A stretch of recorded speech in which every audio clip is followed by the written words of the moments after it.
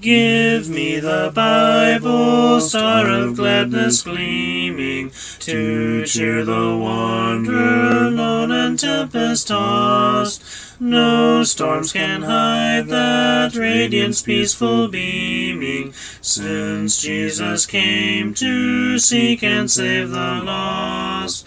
Give me the Bible, holy message shining, thy light shall guide me in the narrow way. Precept and promise, law and love combining, till night shall vanish in eternal day.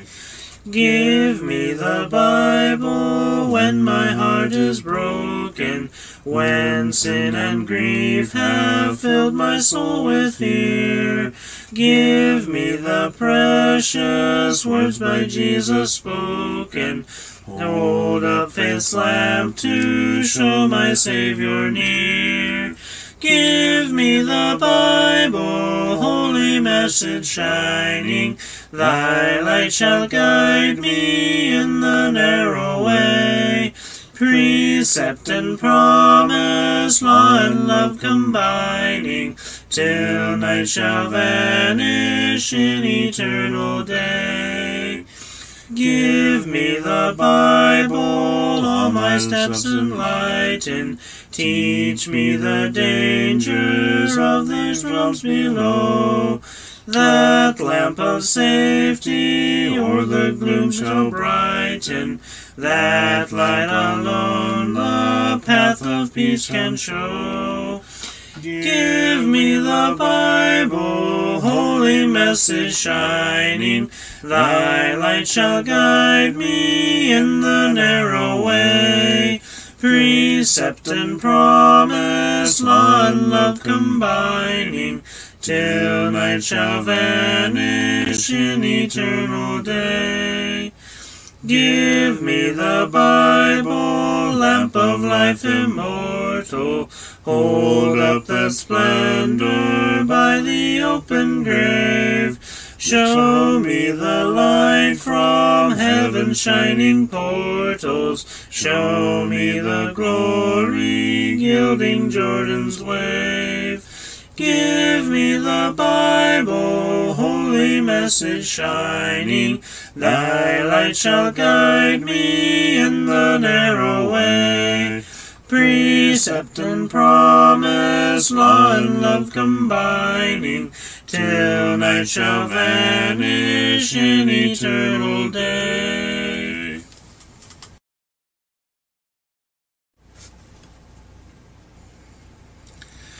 Break thou the bread of life, dear Lord, to me,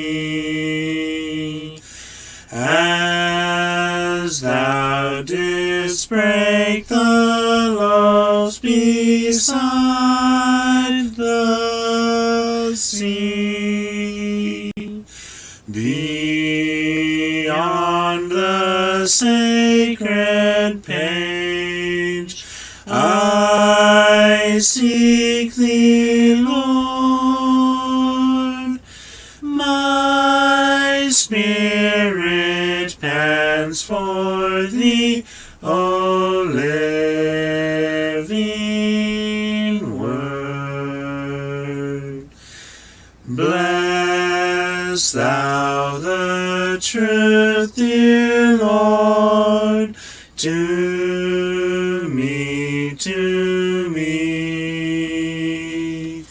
as thou didst bless the bread by Galilee.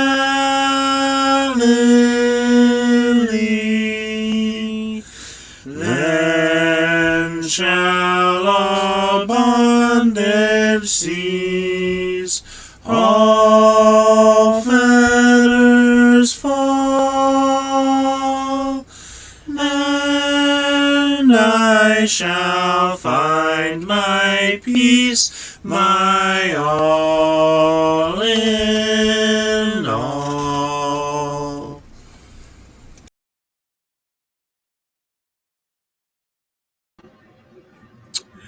Well, good afternoon, everyone. I see we have Reba here. Hello, dear sister Reba. How are you doing? We have CJ in the background holding down the fort, here to run tank.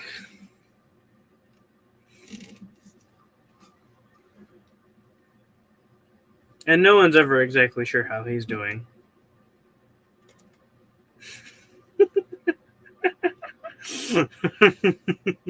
He sends a thumbs up.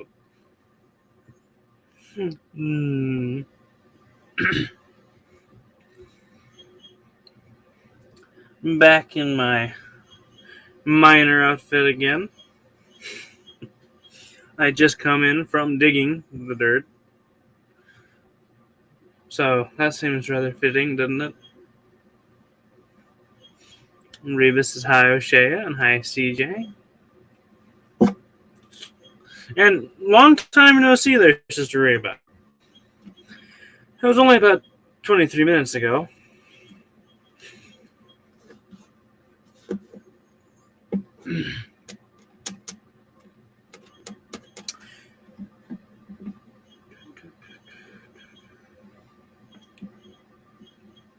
But without further delay, before our taskmaster starts cracking his whips, we had better get into our mine shaft. Reba says, "Oh."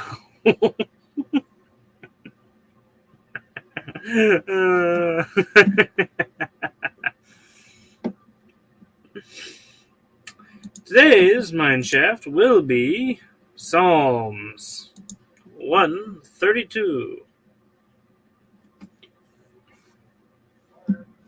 A Song of Degrees. Lord, remember David, and all his afflictions, how he sware unto the Lord, and vowed unto the mighty God of Jacob, Surely I will not come unto the tabernacle of my house, nor go up unto my bed. I will not give sleep to my eyes, nor slumber to my eyelids, until I find out a place for the Lord, a habitation for the mighty God of Jacob. Lo, we heard of it at Ephratah. We found it in the fields of the wood. We will go unto his tabernacles. We will worship at his footstool. Arise, O Lord, into thy rest, thou and thy ark, and the ark of thy strength. Let thy priests be clothed with righteousness, and let thy saints shout for joy. For thy servant David's sake, turn not away the face of thine anointed.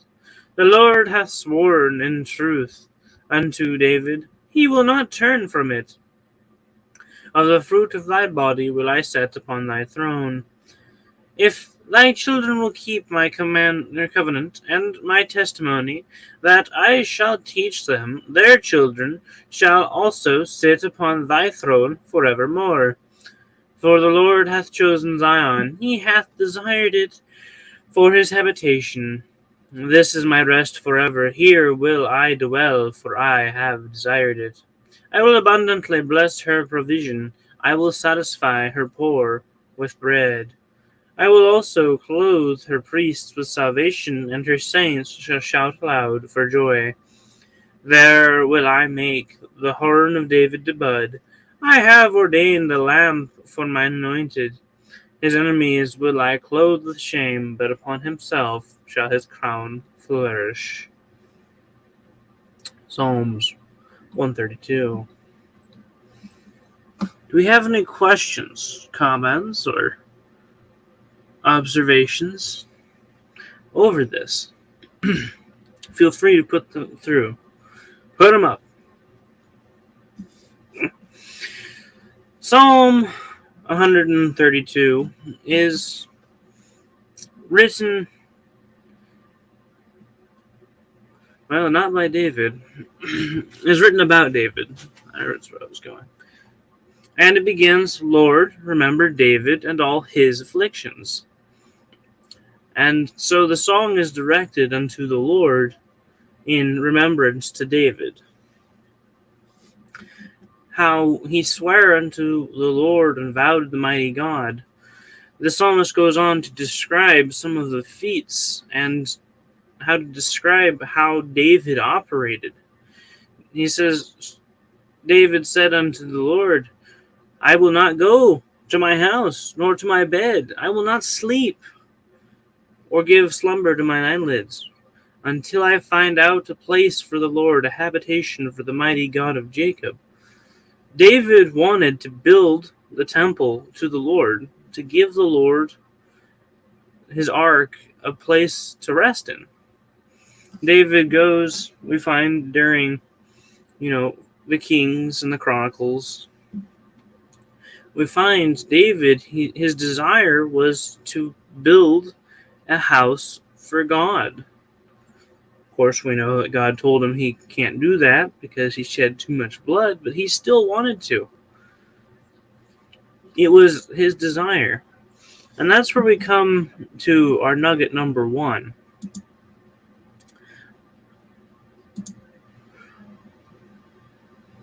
Let us have the integrity and reputation of David. We should strive to have that reputation of David. The psalmist knew David's reputation, and he knew David and how much David wanted to serve God.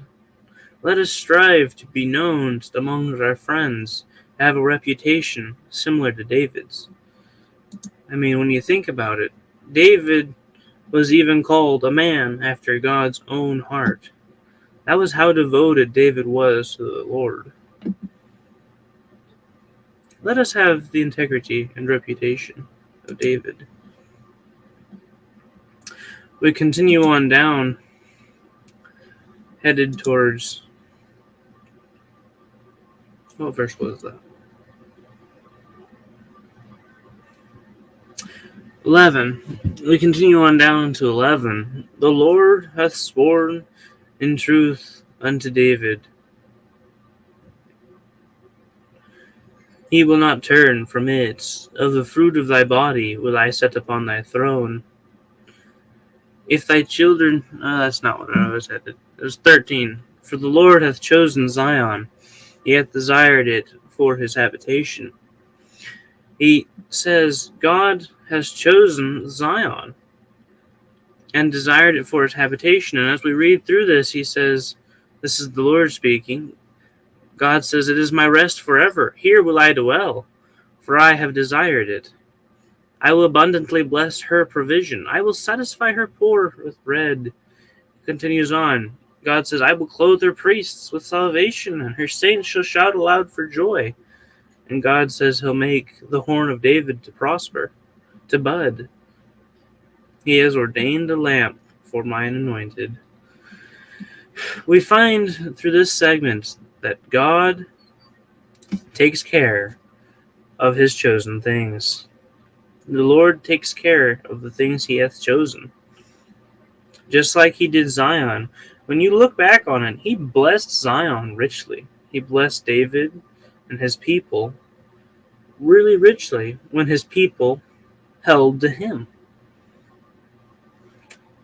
And drawing that into the modern world, we are what? We are God's chosen people, his chosen priesthood. God blesses and takes care of the things he has chosen. That's a bit of comfort there for you and I, isn't it? God has chosen us to be his people, and he takes care of the things he has chosen. And for nugget number 3, the Lord shames his chosen's enemies. We find here in verse 18, his enemies will I clothe with shame, but upon himself shall his crown flourish. He's still going with his chosens, describing his chosen. But he says, his enemies will I clothe with shame. God puts shame upon the enemies of the things he has chosen. Because by being in enmity with his chosen, they are in enmity with God. They're against God when they're against his chosen. And he says, I will clothe them with shame. That's the nuggets we have over this psalm. Let us have the integrity and reputation of David. Let's strive to have that reputation. Nugget number 2. The Lord takes care of his chosen things. And we can take comfort in that thought, that by being his chosen, he takes care of us. And finally, the Lord puts shame upon his chosen's enemies.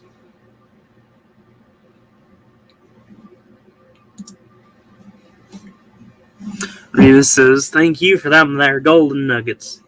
You're welcome there, Sister Reba. Thank you for being here. It's always a blast to see you, sister. Well, you all, there be gold in them there pages. Till we meet again, God bless you all. Love you. Bye-bye.